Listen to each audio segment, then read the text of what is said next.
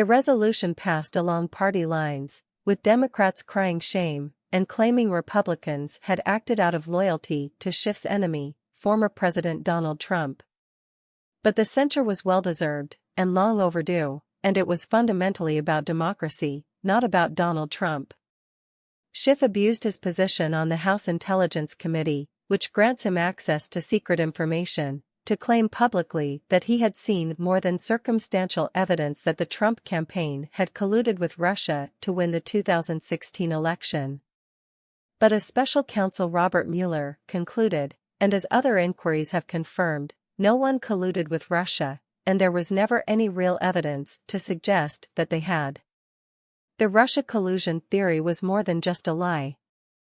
It was worse than the lie told by the late Senate Majority Leader Harry Reid, Democrat Nevada, in 2012 that then Republican presidential nominee Mitt Romney had not paid taxes for 10 years. Reid simply claimed he had a source, who was never identified, and had the mainstream media not run with the story as a legitimate claim to hurt Romney's chances, it would have been mere partisan noise. Schiff had privileged access to sensitive information, which ordinary members of Congress could not see.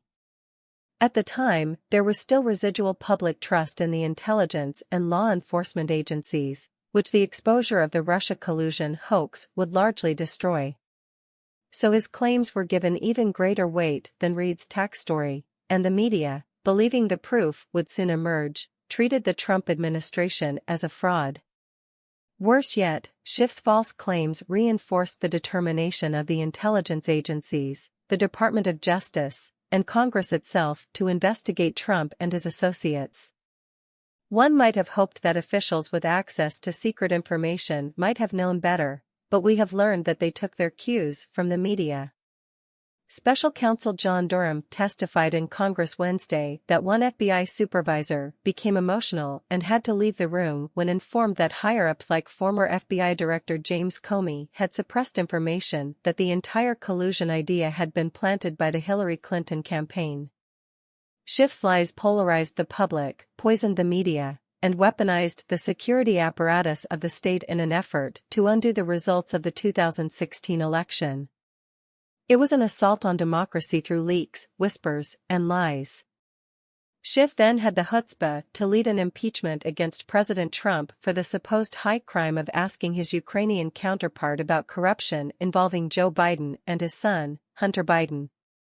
Though we were told Trump was trying to smear his likely 2020 opponent, Hunter Biden agreed this week to plead guilty to lesser crimes, and details of the Biden family's shady links to foreign business interests continue to emerge.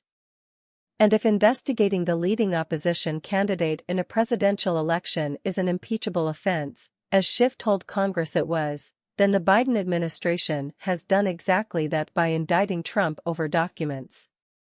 Schiff also investigated fellow members of Congress without telling them, abusing the power of his committee to subpoena the phone records of then-ranking member Devin Nunes, Republican California, among others. It was necessary for Congress to express, in a formal way, that what Schiff had done was unacceptable. In his attempt to undo an election, he betrayed the trust placed in him on the House Intelligence Committee, he lied to Congress and the public. He pursued a partisan impeachment process that eroded faith in constitutional checks and balances, and he violated the civil liberties of the president and members of the opposition. Now Schiff is running for the Senate in California. He is the leading candidate. He is even fundraising off his censure, telling Democratic voters that he is the one Republicans are more afraid of than any other. But a senator needs to work with the opposition party. California voters should see the censure vote as a warning that Schiff will be totally isolated in the Senate.